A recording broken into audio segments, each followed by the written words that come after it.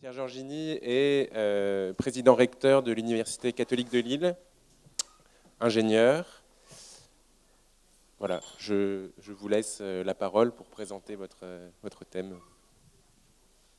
Bien, bonjour à toutes et à tous.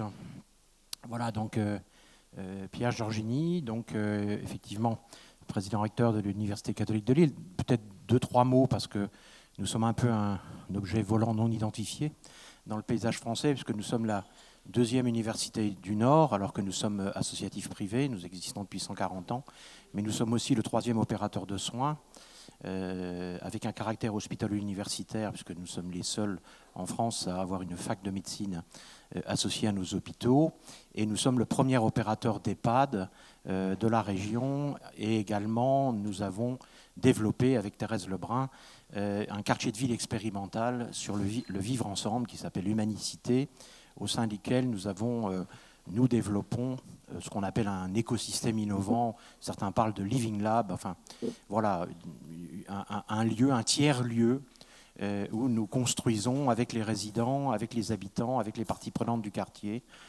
ces nouvelles formes du vivre ensemble. Alors je pense que si je suis là, c'est parce que donc j'ai sorti avec la participation d'un certain nombre de collègues universitaires un ouvrage qui s'appelle « La transition fulgurante ».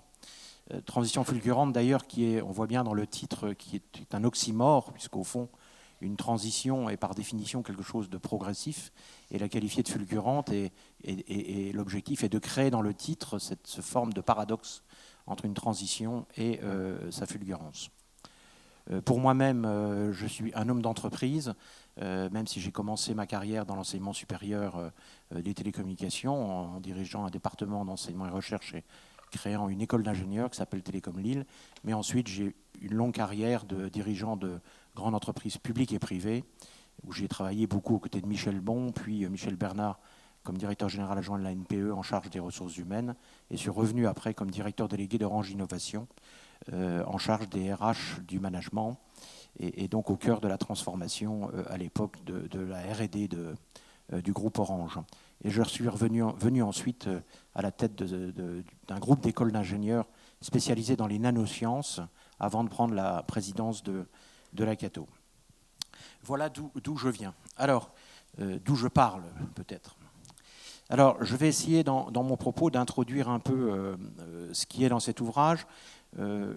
Première chose, je crois que ce qui intéresse, et ce n'est pas neutre par rapport à mon propos, ce qui intéresse dans cet ouvrage, c'est qu'il est construit comme une dispute, c'est-à-dire qu'il y a un essai qui fait la moitié du livre que j'ai rédigé, et ensuite j'ai demandé à des amis universitaires, dont Thierry Magnin, qu'un certain nombre d'entre vous connaissent certainement, mais d'autres également, économistes, philosophes, épistémologues, d'écrire donc ce que nous avons appelé des contrepoints au sens musical du terme, c'est-à-dire des moments d'harmonie, de disharmonie, d'accord et de désaccord, qui donnent donc à ce livre une teinte un peu de débat, je crois, autour des questions posées par cette transition.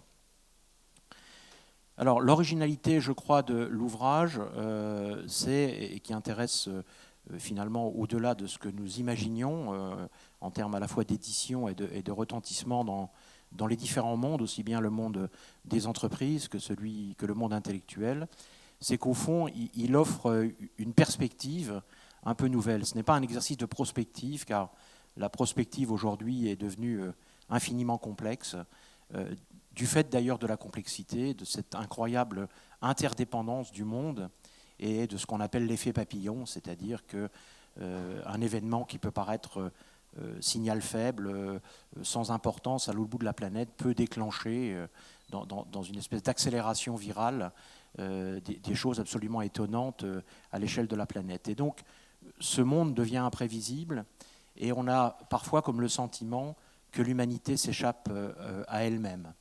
Et c'est donc de cela dont je vais parler. Et en même temps qu'on a le sentiment que l'humanité s'échappe à elle-même, que, au fond, le monde du virtuel, le monde de la pensée virtuelle s'autonomiserait indépendamment du réel, dans une forme de décorporalité, dans une forme de déterritorialité, évidemment nous pose beaucoup de questions. Jacques Arène, d'ailleurs, le psychanalyste, intervient dans ce premier tome également dans le deuxième qui va bientôt paraître, dont je dirai quelques mots. Donc l'humanité s'échappe à elle-même et en même temps, le sentiment qui se développe aujourd'hui de plus en plus, chacun se sentant, je crois, davantage chaque jour, porteur d'une part d'universel dans ses actes et décisions au quotidien. Moi qui ai la chance et le privilège aujourd'hui de travailler à 62 ans au milieu d'une jeunesse enthousiasmante, d'une jeunesse époustouflante, d'une jeunesse qu'on n'arrête pas de caricaturer et qui n'est pas la jeunesse que l'on caricature, en tous les cas dans sa globalité, eh bien, cette jeunesse, au fond, je crois, avance sur la construction d'un nouvel habitus autour de cette idée que chacun est porteur d'une part d'universel dans chacun de ses actes au quotidien. Et nous avons décidé à la Cato de Lille d'investir lourdement sur ce qui pour nous est une opportunité co-créative, une opportunité au fond de leur donner cette espérance de recréer un monde à partir d'un ensemble de potentiels qui peuvent nous faire incroyablement peur, car nous avons la potentialité aujourd'hui de détruire 30 fois notre planète et de détruire notre humanité, mais nous avons aussi une potentialité sans précédent de la reconstruire. En tous les cas, la question qui est clé, comme dirait Jean-Claude Guibault, c'est la question du goût de l'avenir. Et souvent, quand je réunis mes enseignants, je leur dis, lorsqu'un policier ne sait plus tirer, on le met à la retraite, que doit-on faire d'un enseignant qui a perdu le goût de l'avenir ? Mais en même temps, le goût de l'avenir, ça ne se décrète pas. Je ne peux pas sortir une circulaire disant à partir de dorénavant, je vous ordonne de retrouver le goût de l'avenir. C'est comme dire à un dépressif, fais un effort, ça ne marche pas. Donc il faut qu'on trouve évidemment le tiers chemin, les voies de la construction de cette espérance, qui pour nous, et sans faire aucun prosélytisme bien sûr, tient à l'idée que l'espérance ne déçoit pas. Et je cite là saint Paul. Alors, qu'est-ce qui est dit dans la transition fulgurante ? Au fond, ce qui m'a beaucoup frappé, moi, sortant de Orange Innovation, et ayant eu un privilège incroyable, et j'en remercie tous les jours le destin, c'est celui d'être, au fond, le DRH d'un grand centre de R&D. Et donc, comme j'étais DRH, tous les grands chefs de laboratoire me considéraient comme un parfait idiot, et donc prenaient beaucoup de temps à m'expliquer, avec beaucoup de pédagogie, quelle était leur science et quelle était leur vision de ce qu'ils appelaient la roadmap de la recherche, c'est-à-dire la feuille de route et les principaux verrous. Ce qui m'a donné pendant 4 ans, faisant des revues de laboratoire à peu près tous les 2 mois, une vue extrêmement latérale de ce qui était en train de se préparer. Et pour maintenant passer beaucoup de temps avec maintenant Michel Salovkos qui nous a rejoints, qui fait de la veille au niveau mondial, je dois dire que je suis stupéfait de voir à quel point les technosciences, dans leur révolution, sont en France, en tous les cas, si peu prises en compte comme étant structurantes d'une transformation d'ordre social et économique. Je ne sais pas trop pourquoi, mais les SHS en général, les sciences économiques, continuent en France de penser les technosciences comme un sous-produit des superstructures sociales et ne voient pas en quoi elles sont en train de s'autonomiser. C'est-à-dire qu'elles sont en train de devenir déterminantes, voire surstructurantes de ce que nous vivons aujourd'hui. Et ça me surprend tous les jours, y compris lorsque j'ai des contacts avec d'éminents philosophes, économistes ou autres. Alors je vais essayer de vous le montrer. Je repars d'ailleurs à Grenoble cette semaine. J'étais au CEATech il n'y a pas très longtemps, où je passe pas mal de temps. J'ai vraiment l'impression, alors qu'étant du domaine et ayant une culture assez latérale, que nous sommes face à un pop-corn, c'est-à-dire, je ne sais pas s'il y en a déjà parmi vous qui ont fait cuire du maïs dans une poêle dans leur cuisine. Si vous ne mettez pas un couvercle au-dessus, eh bien, vous pouvez nettoyer la tapisserie pendant une quinzaine de jours. Et j'ai peur que si nous ne commencions pas à mettre quelques couvercles sur nos technosciences, nous devions nettoyer la tapisserie de notre humanité pendant plusieurs siècles. En effet, nous sommes face aujourd'hui à 3 transitions, en fait, qui constituent le fond de tarte de la transformation que nous vivons, y compris d'ailleurs le fond de tarte de la prise de conscience écologique, de la prise de conscience climatique. Ça s'installe sur une transformation qui est plus profonde et qui est issue de la combinaison de 3 grandes transitions. Une transition d'ordre technoscientifique, je vais en dire quelques mots sans être trop dans le détail, je vous renverrai à l'ouvrage. Et cette transition, d'ailleurs technoscientifique, est elle-même une transition d'ordre systémique. C'est-à-dire, ce qui provoque l'explosion, ce n'est pas tellement chacune des technologies, chacune des technosciences, que d'ailleurs les scientifiques eux-mêmes ont trop tendance à regarder dans la verticale de leur spécialité, c'est la combinatoire entre ces actants technoscientifiques qui produisent cette fulgurance absolue. Donc une transition d'ordre technoscientifique, une deuxième transition qui est d'ordre social, mais au sens large, c'est-à-dire ce que nous sommes en train de vivre, et je reviendrai, madame, sur ce que vous avez dit tout à l'heure, parce que j'avais la chance d'être arrivé, sur un changement de paradigme complet de nos systèmes de coopération, de la façon de penser nos systèmes de coopération, que ce soit les systèmes de coopération humains, que ce soit les systèmes de coopération entre les humains et les objets, ou que ce soit même les systèmes de coopération entre les objets eux-mêmes. Donc ça, c'est la deuxième transition. Et il y a une interaction entre la partie technoscientifique de cette transition et cette transformation profonde des modes de coopération. On le verra au travers de quelques exemples dans différents champs. Et puis tout ça se combine avec une troisième émergence qui a été très bien décrite par un prix Nobel d'économie qui s'appelle Edmund Svelts. Edmund Svelts dit « Nous sommes en train de passer d'une économie centrée sur l'efficacité productive à une économie centrée sur l'intensité créative ». Et ça, je peux vous dire qu'il y a 5-6 ans, c'était considéré comme finalement une théorie un peu marginale, ne s'adressant qu'aux activités culturelles ou aux activités de design. Et je peux vous dire aujourd'hui, pour participer à un certain nombre de boards, d'équipes stratégiques au sein de grands groupes, aujourd'hui, l'explosion de l'économie créative et la destruction d'emplois dans l'efficacité productive est une réalité qu'on vit tous les jours. McKinsey a sorti il y a quelques mois une étude. On sait que l'on va vivre aujourd'hui un choc de productivité sans précédent dans les métiers du tertiaire et y compris dans les métiers hautement qualifiés, alors que nous étions plutôt dans l'idée que les métiers hautement qualifiés allaient continuer à vivre une forme d'Eldorado de l'emploi. On va voir que ça ne va pas être du tout le cas. Voilà donc ces trois transitions. Alors la première d'ordre technoscientifique, elle vient au fond, et je vais être assez rapide, vous m'en excuserez, mais je ne veux pas être trop techno. Il faut comprendre pour la saisir qu'au cœur du réacteur se trouve l'hyperpuissance digitale, l'hyperpuissance du numérique. Cette hyperpuissance digitale a vécu ces dernières décennies une véritable explosion que l'on savait non linéaire, hein, c'est la fameuse loi de Moore, c'est-à-dire cette loi n'est pas linéaire, mais vit une véritable explosion. Pour s'en rendre compte, il suffit d'avoir 2-3 petits chiffres en tête. J'ai 62 ans, j'ai commencé il y a une trentaine d'années, un peu avant, à faire de l'informatique sur une machine qui faisait 1000 opérations par seconde. J'avais une cassette qui permet de stocker 100 000 caractères et j'étais devant mon Sharp 600 et je me disais « Où va le monde ?»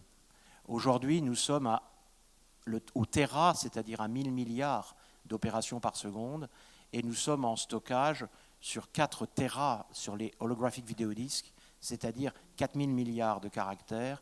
On annonce un multicouche à 40 Tera, c'est-à-dire 40 000 milliards de caractères. Très concrètement, ça veut dire que je dois m'apprêter, moi, en tant que président d'université, à voir arriver mes étudiants dans quelques temps, avec dans leur sac la bibliothèque François Mitterrand, 40 millions de références, ça représente à peu près 5 Tera. Bien sûr, faut-il encore que l'on soit capable de numériser, de digitaliser et d'indexer sémantiquement toute l'information qui est contenue dans ces 40 Tera. Sauf qu'aujourd'hui, des machines intelligentes, et vous avez vu l'appel de l'astrophysicien Hawking sur le moratoire sur les recherches en intelligence artificielle, aujourd'hui des machines sont capables d'indexer sémantiquement des volumes de données considérables. Et donc non seulement il pourra venir avec la bibliothèque François Mitterrand, mais pourra activer ce qu'on appelle des agents intelligents qui, grâce à l'indexation sémantique, pourra aller à la fois faire des enquêtes, rédiger des notes de synthèse. L'étude du Monde qui vient de paraître en analyse des cantonales n'a pas été rédigée canton par des journalistes, mais par des robots. Une agence de presse internationale américaine publie une revue internationale de macroéconomie dont les communiqués de presse sont à la fois procèdent des analyses faites par des robots et sont rédigées par les robots, et elle annonce pour dans 5 ans maintenant le premier journal de macroéconomie mondiale dont les articles seront rédigés par des robots, articles dans lesquels on pourra introduire un peu de subjectivité en demandant à l'agent intelligent de produire un article plutôt pessimiste sur la situation ou plutôt optimiste sur la situation économique américaine. Donc on voit bien qu'au cœur de cette puissance digitale, on va trouver le traitement, on va trouver aussi bien sûr le stockage, je viens d'en parler, mais aussi le transport. Là encore, en juillet 62, il n'y a pas si longtemps que ça, je rappelle qu'il a fallu 5 ou 6 000 ans, si on fait référence à l'excellent livre d'Alain Testard, Avant l'histoire, il a fallu 5 à 6 000 ans pour sortir de la civilisation des chasseurs-cueilleurs. À quelle vitesse aujourd'hui sommes-nous en train de transiter probablement vers une nouvelle anthropologie, une nouvelle civilisation? Quelques décennies, ça va très très vite. Et donc, en 62, c'est-à-dire il y a un peu plus de 50 ans, je me souviens parfaitement, j'étais scotché devant la télévision noir et blanc du tonton Robert, parce qu'à la maison, on n'avait pas les moyens d'acheter la télévision. C'était pas Zola, hein, mais on n'avait pas la télé. Et donc, j'étais scotché parce que Léon Zitrone animait une émission en mondiovision entre la France et les États-Unis. Il avait une petite demi-heure d'antenne parce qu'il fallait que le satellite, qui n'était pas géostationnaire, soit visible des deux continents. Aujourd'hui, sur une fibre optique monomode, on transmet 160 000 canaux de télévision bidirectionnels. La société Kellabs vient d'annoncer un multiplexeur qui permet de multiplier par 10, ça veut dire 1 600 000, ce qui veut dire que sur un câble transatlantique, on peut atteindre 10 millions de canaux de télévision simultanés sur ce câble. Voyez, juste pour dire que nous ne sommes pas dans des progressions d'ordre linéaire. Nous sommes dans une véritable explosion de ce cœur digital qui vient interagir avec l'ensemble des technosciences pour produire cette transition absolument fulgurante. Alors, quels sont ces actants que l'on a identifiés dans ce livre? On en a identifié 6, je ne vais pas les détailler. Évidemment, il y a tout ce qui concerne d'abord la machinisation de l'homme. Vous êtes dans la salle assez peu machinisée, de ce que je vois. Je ne sais pas qui est connecté parmi vous. C'est peut-être une règle. Oui, là-bas, monsieur est connecté. Parfait. Lorsque je fais cours à Montpellier, par exemple, en MBA, Didier Jourdain a autorisé les tablettes. En général, je ne peux pas parler plus de 5 minutes, puisque très vite, un étudiant va lever la main, même d'ailleurs ne pas lever la main et me dire « Non, monsieur, cette personne n'est pas née en 51, elle est née en 52. Je viens de vérifier sur Internet. » Et la publication dont vous faites référence, je l'ai trouvée. Est-ce que vous voulez que je la lise? S'il vous plaît, c'est moi le professeur.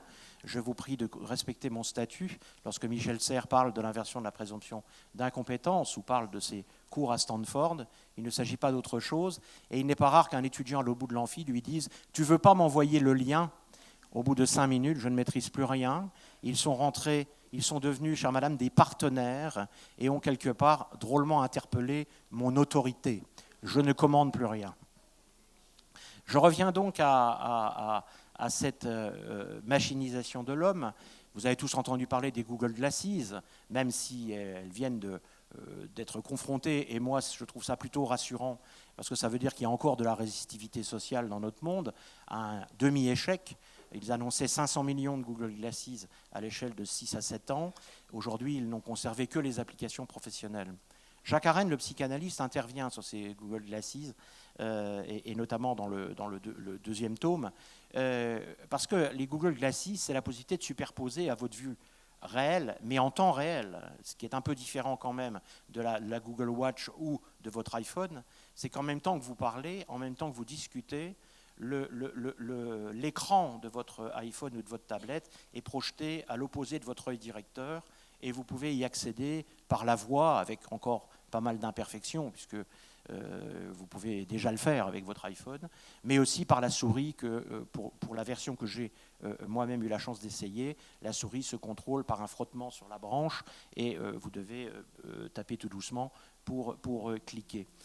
Ce qui est important là-dedans, c'est de voir cette combinatoire, parce que mes étudiants demain, perdus dans une conversation, perdus dans la ville, ou moi-même perdu dans une recette de cuisine, pourra immédiatement mobiliser la connaissance et le savoir dont il a besoin.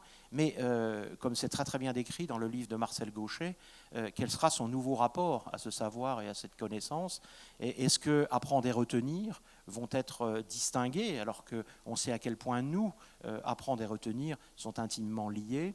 Est-ce que l'effort de recherche, avec tout ce qu'il induit comme à la fois effort, mais comme part du hasard, comme part du paradoxe, comme nécessité de tri, a été incroyablement apprenant, et là, par un accès finalement d'apparence immédiat, voire pire ou mieux, c'est vous qui le direz, par l'envoi de ces agents intelligents, aller chercher ces données et cette information où on veut. Donc, la machinisation de l'homme, elle est en route. Je ne vais pas la regarder du point de vue, même si c'est un peu évoqué dans le livre, de l'ingénierie du vivant, avec la connexion cerveau-machine, puisque je suis évidemment au cœur ici de ces questions, et il y a des personnes beaucoup plus habilitées que moi pour en parler, mais on voit bien que là aussi, la machinisation de l'homme, l'homme augmenté, l'homme connecté, est en route et il va puiser sa réserve dans cette hyperpuissance digitale. Ensuite, vous avez le deuxième volet, qui est l'humanisation des machines. Et là aussi, ça va très très vite avec les robots, bien sûr, mais aussi avec les robots dialoguants, mais aussi avec les fameux agents intelligents, c'est-à-dire cette possibilité d'envoyer ces agents, ces avatars. J'étais à Berkeley il n'y a pas très longtemps, et un professeur avec qui j'ai échangé sur ces expériences à Stanford, qui permettent à un enseignant de faire cours simultanément à plusieurs centaines d'étudiants en cours particulier, c'est-à-dire ce sont ces avatars qui font cours, eh bien, me disait, vous savez, ce n'est rien. Bientôt, la question sera posée par les étudiants qui vont nous envoyer leurs avatars. Et évidemment, là, ça va changer assez considérablement le rapport enseignant-enseigné. Les agents intelligents existent déjà dans le champ professionnel. Vous avez peut-être parmi vous des gens qui sont abonnés à Copernic, à WhatsApp Watcher ou à d'autres agents intelligents. Troisième élément, le 3D. Le 3D en tant que réalité virtuelle, là, est en train d'exploser. Quand je parlais des chocs de productivité dans le tertiaire, vous pouvez prendre tous les secteurs, aussi bien la conception dans l'industrie, avec des environnements comme CATIA, par exemple, de Dassault Systèmes, qui aujourd'hui va très très loin dans le passage d'une réalité virtuelle 3D, complètement virtualisée, jusqu'à la conception même de l'objet que nous sommes en train de produire, avec des automaticités sans intervention humaine extrêmement sophistiquées. Dans le domaine du bâtiment, vous avez les BIM, c'est-à-dire des systèmes qui permettent de numériser complètement, digitaliser complètement un bâtiment. C'est en train de révolutionner complètement les métiers du bâtiment. Et là où il fallait 30 ou 40 ingénieurs pour faire des calculs de contraintes liées à une décision prise par le client, eh bien sur un bâtiment BIMisé, tout ça est automatique. J'ai un de mes bâtiments, un de nos bâtiments à la Cato qui a été BIMisé pour devenir passif en termes d'énergie. C'est absolument incroyable. Moi-même, qui suis pourtant du domaine, avec le doigt, je bouge une porte et le système me dit « Vous n'êtes plus en ERP, vous venez de perdre 3 unités de passage, il faut élargir l'escalier, ça vous coûtera tant, etc. etc. » Là aussi, il y a 4-5 ans, beaucoup d'experts disaient c'est une goutte d'eau, ça ne marchera pas, le modèle économique n'existe pas. Je vais faire juste une petite parenthèse qui me paraît importante. Carole est dans la salle et je pense que la moitié de la salle sort en général quand je fais cette petite parenthèse. Je fais partie des ingénieurs, parce que j'ai 62 ans, qui avaient validé un article dans Le Monde qui disait au début des années 80 Internet, 0 milliard de bits, 0 milliard de chiffre d'affaires, pas de modèle économique, voué à l'échec, le Minitel est l'avenir. Ceci doit vous éclairer sur mes capacités réelles de prospective et vous amener à exercer votre légitime méfiance sur ce que je suis en train de vous raconter. Pourtant, ça me paraît très très important de raconter cela parce que ça m'a été loin, comme dirait ma mère, parce qu'en plus, je n'étais pas malhonnête, je n'étais pas cynique. J'étais convaincu de ce que je racontais pour une simple raison, c'est que j'étais dans l'incapacité de penser un seul instant, s'il y a des ingénieurs parmi vous, qu'un système profondément asynchrone basé sur un protocole d'Internet, c'est-à-dire un protocole paquet, pourrait transmettre des trains synchrones à plusieurs gigabits et que la part que représente le poids du réseau dans le prix prêt à payer par l'usager deviendrait marginal par rapport au contenu. Pourtant, un certain nombre de personnes étaient venues nous dire cela il y a donc maintenant 30 ans. Je me souviens qu'on les avait, en tous les cas pour moi, mis dehors parce qu'il était impossible pour nous à l'époque de le penser un seul instant. Ça m'a amené à prendre conscience d'une chose, c'est que j'avais fait beaucoup d'études, et y compris diriger un département assez spécialisé en recherche et innovation sur ces sujets. Et pourtant, je pensais avoir mis tous les atouts de mon côté pour ne croire que ce que je voyais, et je me suis rendu compte qu'en fait, je ne voyais que ce que je croyais. C'est juste un appel pour un certain nombre d'ingénieurs aujourd'hui, y compris dans le domaine de l'énergie, de se méfier, de ne pas être pris dans le même piège que celui dans lequel je suis tombé il y a une trentaine d'années. Je pense qu'un certain nombre d'entre eux continuent de ne voir que ce qu'ils croient, et peut-être que Rifkin n'est pas aussi bête que ce qu'on veut bien le dire certains milieux. Je crois qu'il a une réalité de visionnaire, Jeremy Rifkin, sur l'énergie. Je ferme la parenthèse. Et donc l'imprimante 3D, c'est un véritable bouleversement. Pourquoi? Parce que qu'on le regarde au niveau méso, vous avez vu la société Winson qui vient d'annoncer l'impression en 3D d'un bâtiment de 3000 m² sur 3 étages dans la banlieue de Shanghai. Philippe Vasseur vient d'annoncer l'impression d'une résidence étudiant en 3D en 2017 dans le Nord-Pas-de-Calais. Xuan Wanli qui a imprimé des maisons de 27 m² pour 7000 $ à partir d'ailleurs de matériaux qu'il récupère puisqu'il broie des matériaux existants pour créer ses cartouches lui-même. Il nous annonçait au World Forum il y a quelques mois que pour l'instant, il imprime évidemment le toit, les murs, les bâtis de portes, les réseaux d'eau, les réseaux électriques, la robinetterie. Je lui ai demandé quand est-ce qu'il imprimait le chien et l'aspirateur. Il m'a dit qu'ils y réfléchissaient. Donc, cette impression 3D est en train de bouleverser évidemment l'ensemble des modèles économiques, hein, à l'échelle méso, mais aussi à l'échelle macro. Bientôt, vous avez vu cette imprimante 3D annoncée à 199 $. Donc, vos enfants ou vos petits-enfants vont bientôt vous réclamer cette imprimante 3D parce que des sociétés comme Lego, par exemple, s'y intéressent pour pouvoir évidemment imprimer en local des objets. Amazon propose 250 objets aujourd'hui que vous pouvez imprimer en 3D après les avoir customisés, dit-on, c'est-à-dire adaptés par votre propre logiciel. Donc on est sur l'imprimante 3D. Stanford vient de sortir un système qui vous permet de broyer vos bouteilles plastiques et de constituer vos cartouches vous-même pour reconstruire en imprimante 3D vos objets. J'étais récemment avec un grand dirigeant d'une grande industrie pharmaceutique qui me disait qu'il se prépare à 10-15 ans à ce qu'une grande partie des médicaments soient imprimés en 3D à domicile. Pour ce qui est de l'imprimante 3D nano, c'est-à-dire à l'échelle nanométrique, j'avais à l'ICEN des microscopes à effet tunnel donc qui permettent de manufacturer à l'échelle moléculaire. La première imprimante 3D nanométrique est sur le marché, elle vaut 500 000 €, c'est encore loin évidemment de l'imprimante 3D à l'échelle domestique. Elle vaut 500 000 €, elle est sous vide évidemment et est essentiellement réservée à des applications industrielles, mais commence évidemment à intéresser beaucoup les industriels. Donc vous voyez cette combinatoire de cette hyperpuissance digitale avec la machinisation de l'homme, l'humanisation des machines, l'explosion du 3D, qu'il soit dans la réalité virtuelle ou dans l'impression.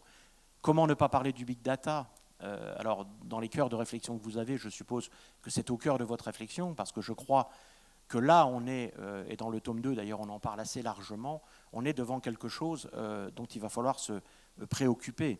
Il y a à la fois des opportunités absolument fabuleuses, mais il y a aussi un certain nombre de risques.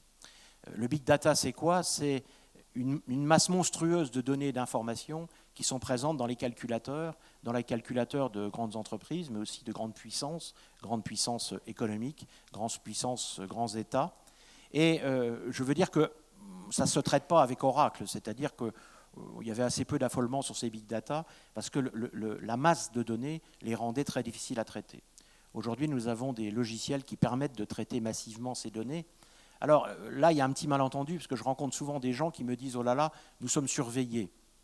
En fait, vous savez qu'il y a un moine qui a fait une étude dans l'Est de la France qui, sur des critères objectifs de surveillance, a montré que nous étions déjà très surveillés dans les villages d'antan. C'est-à-dire la femme du boulanger qui avait une aventure avec le pompier, ça se savait extrêmement rapidement dans un village. Non, ce qui pose question là, ce n'est pas tellement qu'on puisse savoir quel est mon sociogramme, mon sexogramme, mon nutritiongramme, mon ADN, mon biotope intestinal, etc. La question, c'est qu'on va pouvoir me profiler. C'est-à-dire qu'on va pouvoir me dire, alors je ne suis pas encore dans le feuilleton personal interest, mais on va pouvoir me dire, Pierre Giorgini, vous avez, compte tenu de votre sociogramme, de votre sexogramme, etc., de votre ADN, etc., vous avez une probabilité de 0,74 de faire un infarctus dans les 15 jours. Évidemment, ce sera très intéressant comme information, mais en même temps, une mutuelle pourrait très bien s'en saisir en disant si vous ne réduisez pas si vous ne prenez pas des mesures concrètes pour réduire le 0,74 à 0,62, nous allons vous demander une taxe supplémentaire. Je ferai remarquer que nous avons déjà mis le doigt dans cet engrenage de la question de la mutualisation du risque.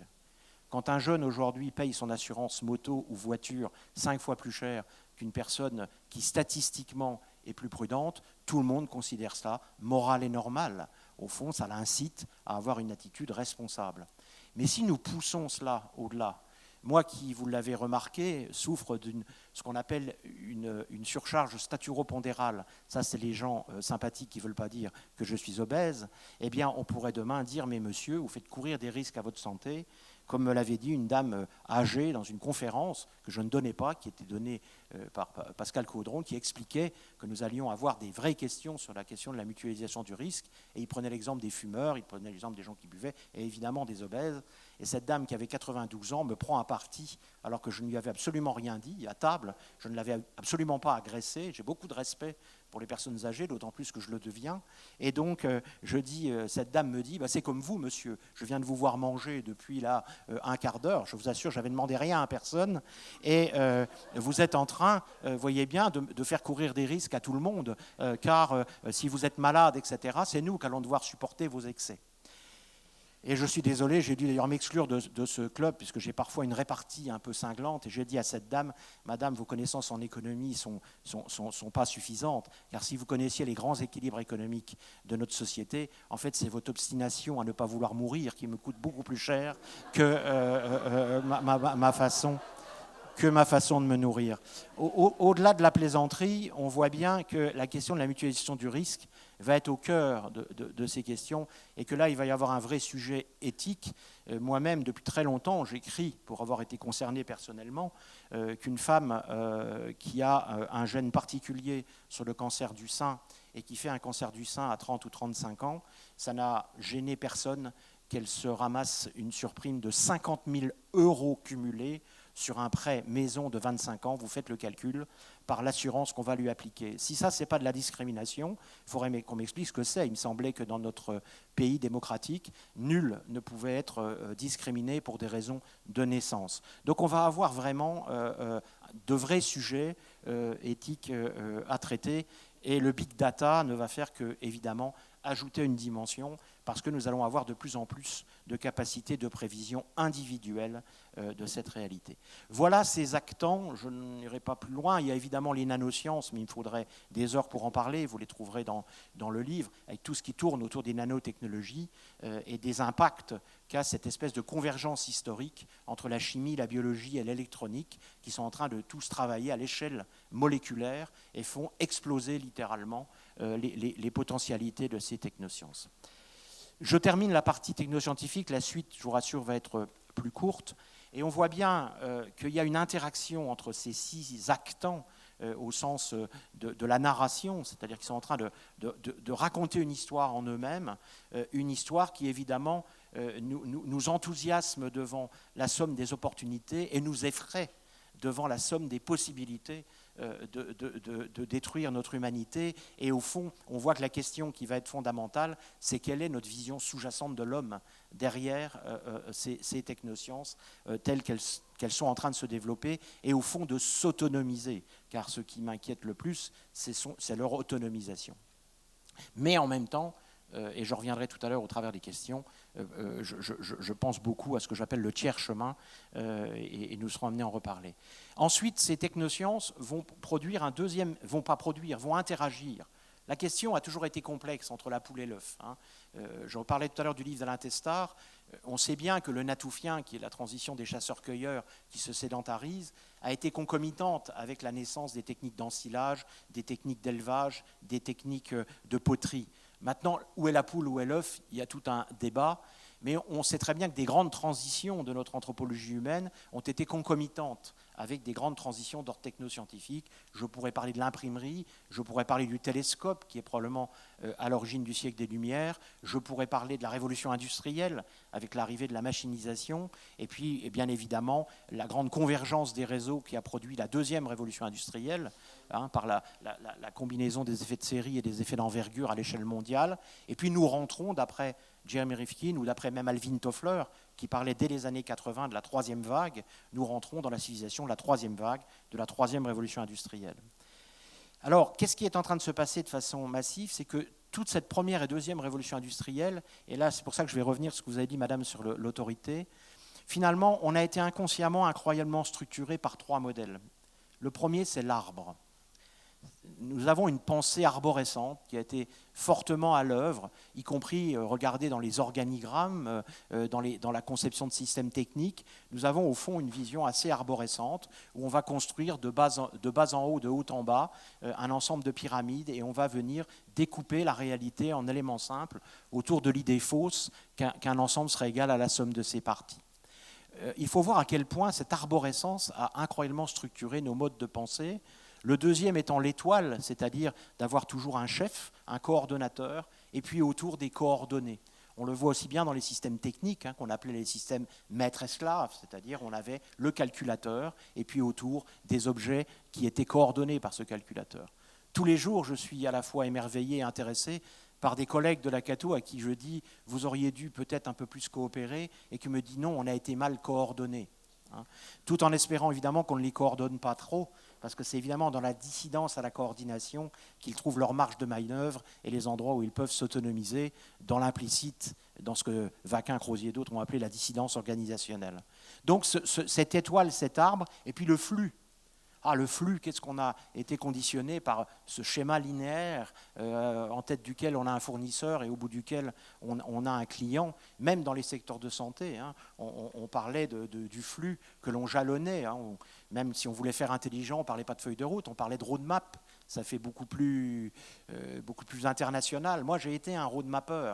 J'ai rodé ma peur avec des flux linéaires comme ceux-là, parce qu'on verra que la question, c'est le lâcher-prise. Et donc, ces trois modèles-là ont considérablement structuré nos systèmes de coopération. La qualité s'est beaucoup appuyée sur la vision linéaire. On s'est beaucoup aussi appuyé sur le triangle.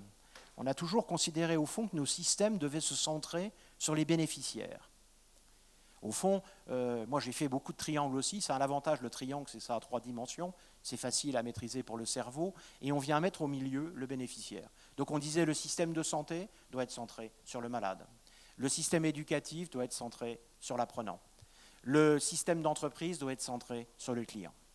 Sauf que ce qui est en train de se passer, du fait de l'interaction avec ce que Jeremy Rifkin ou Edgar Morin ou d'autres appellent la convergence Internet, c'est le fait que les gens, les hommes et les femmes et les jeunes, de façon légitime ou pas, ce n'est pas la question, c'est ça le principe de l'inversion de la présomption d'incompétence, demandent non plus à être au centre d'un triangle, mais être en haut d'un carré comme partenaire, producteur à part entière, centré sur le bénéfice attendu.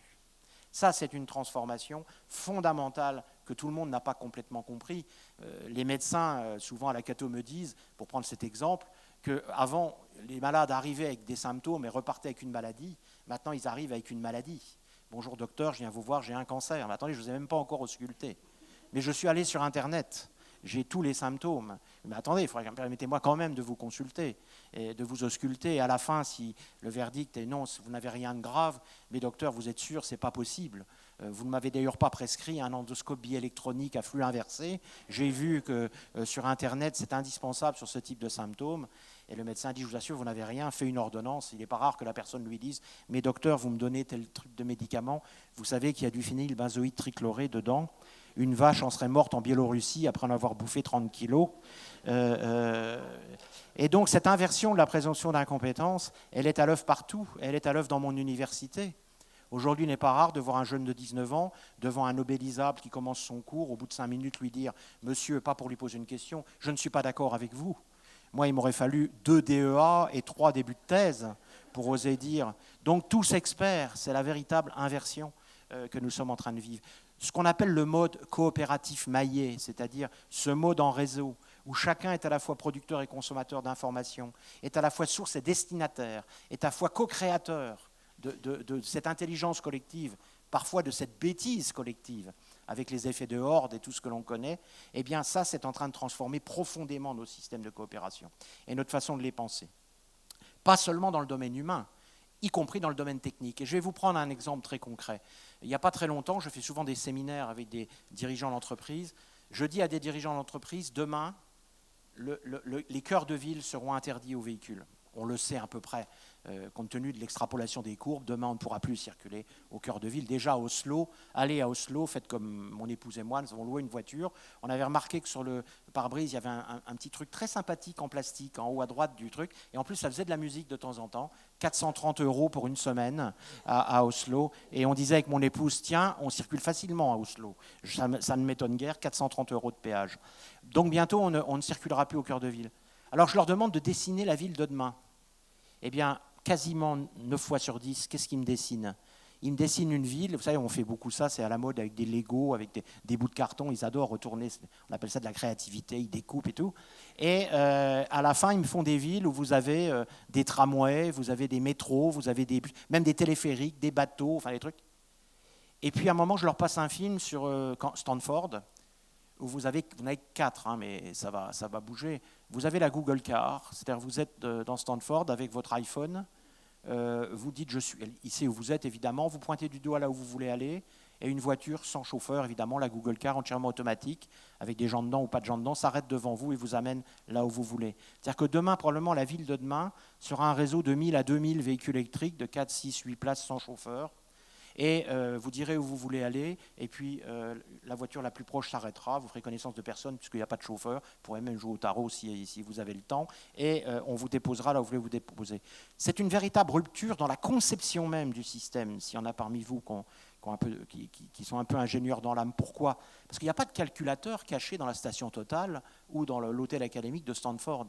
Ce sont les véhicules eux-mêmes, qui embarquent de l'intelligence, du stockage et de la capacité de communication, qui vont créer ce qu'on appelle une intelligence de réseau, une intelligence de coopération, une intelligence ubiquitaire, par exemple, que l'on qualifie d'ubiquitaire lorsqu'on parle de l'intelligence ambiante. 60 milliards d'objets à peu près, 70 milliards en France, s'ils se mettent à communiquer, vous imaginez la production de services qu'on peut imaginer par ces interactions d'objets qui vont produire du service intelligent parce qu'ils sont connectés entre eux. On commence à le voir dans le champ des hôpitaux. J'ai vu des endroits où on commence à travailler sur des systèmes de communication interobjets qui produisent eux-mêmes une forme d'intelligence collective d'objets pour produire de la surveillance, pour produire un certain nombre de décisions ou d'aide à la décision intelligente. Eh bien, ce changement de paradigme, on va le voir émerger dans notre société à une vitesse fulgurante. Qui est né aujourd'hui, ici, après 83? Levez la main, s'il vous plaît.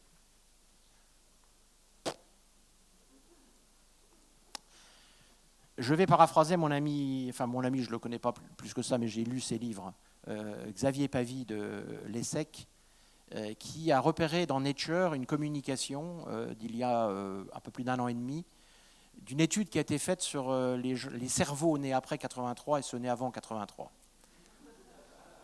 Alors je vous assure, on ne les a pas disséqués, hein, c'est à partir évidemment d'images, d'imagerie médicale. Cette étude alors pourquoi 83? Parce que c'est là que l'on situe à peu près la naissance des digital natives, c'est-à-dire ceux qui à 8-9 ans, dans les années 90, étaient complètement immergés dans les tablettes, les jeux vidéo, etc. Eh bien la bonne nouvelle, c'est que vous avez 20% à peu près en moyenne de connexion dans la zone du cerveau que nous, qui gère le multitasking, c'est-à-dire le fait de faire plusieurs choses à la fois. C'est vrai que quand je regarde mes neveux ou mes enfants, capables de tweeter du pouce gauche, d'écrire sur le pianoté de la main droite, d'écouter de la musique, avec pour l'instant la même dans les 2 casques, dans les 2 écouteurs, ça risque de ne pas changer, de ne pas durer, et en même temps me dire qu'elles sont en train de travailler, j'ai un peu de mal, évidemment, à ne pas considérer qu'il y a quelque chose qui s'est transformé. La mauvaise nouvelle, je ne sais pas si c'en est une, c'est que vous avez 20% de connexion de moins que nous dans la zone qui gère l'effort long. Là aussi, en regardant mes mêmes neveux et nièces ou enfants, qui après 40 minutes d'intense concentration sur un devoir, lèvent la tête en disant « je suis crevé, il faut que j'aille me ressourcer dans mon corps ». Alors que moi, je me souviens en classe préparatoire, des fois, ne pas avoir levé le nez de 8h du soir à 3h du matin sur un problème de maths, je n'en tire aucune fierté. Eh bien, évidemment, nos jeunes sont biologiquement différents de nous, bien évidemment. Donc, on est là sur une transformation et on voit bien toutes les études qui naissent aujourd'hui sur la difficulté d'un certain nombre d'entreprises d'insérer ces jeunes qui sont nés dans le mode coopératif maillé, qui sont nés en réseau, qui sont nés en interaction, et qui ont déjà des transformations d'ordre biologique dans leur façon de se comporter. D'autant plus qu'en France, nous sommes redoutables par rapport à l'emploi. Regardez cette expression absolument abominable d'offrir un emploi. Moi qui ai été un des dirigeants de la NPE, je vous offre un emploi. Donc si vous m'offrez un emploi, ça veut dire merci monsieur ou madame, que dois-je faire pour le mériter? Alors que les entreprises, beaucoup d'entreprises nord-américaines que je connais bien ou d'Europe du Nord, souvent disent merci mademoiselle ou jeune homme de venir mettre votre talent au service du développement de notre projet commun. Ça peut paraître de la démagogie, mais je peux vous dire que dans un certain nombre d'endroits, c'est une réalité. C'est-à-dire, c'est à la fois merci de mettre votre talent à notre service et expliquez-nous comment on peut vous aider à ce qu'il s'exprime pleinement dans notre système coopératif maillé et non pas structuré à partir d'une espèce d'exigence de statut qui est le propre français, particulièrement développé chez nous. Et donc, ce mode coopératif maillé, on va le voir émerger partout. Je ne vais pas prendre tous les éléments, je vous renverrai au livre. Regardez la finance. Ben, vous avez le crowdfunding, c'est-à-dire la finance participative, plus ou moins désintermédiée d'ailleurs, hein, qui est là aussi une question clé, la désintermédiation. On parlait tout à l'heure de l'impression des médicaments à domicile. On sait très bien qu'on a beaucoup fait haro sur l'intermédiaire, les banques, les industries pharmaceutiques, etc. Mais l'intérêt d'avoir un intermédiaire, c'est qu'on peut légiférer. C'est-à-dire qu'on peut exercer l'édiction de normes par la démocratie, par des règles qui vont s'imposer à ces intermédiaires. Dans une société complètement désintermédiée, comment va se faire la régulation? Comment va se faire la protection? Et on va le voir sur le crowdfunding. On va le voir aussi dans la pédagogie, on va le voir dans la santé, on va le voir dans la créativité, le crowd creativity, on va le voir dans le management, avec l'aplatissement des structures, les mises en réseau, on va le voir dans la pédagogie. Je ne vais pas détailler tout, je le ferai peut-être après s'il y a des questions. Je termine donc ce deuxième élément qui est vraiment cette émergence du mode coopératif maillé dans tous les étages de notre vie coopérative, y compris d'ailleurs dans le champ démocratique.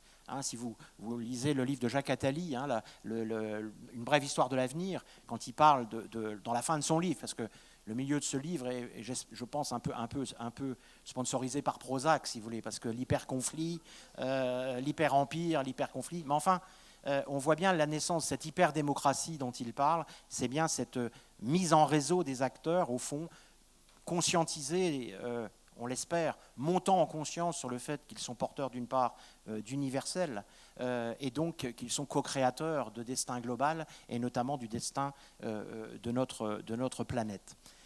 Dernier élément, c'est donc les technosciences qui se combinent avec cette convergence Internet qui va très très vite.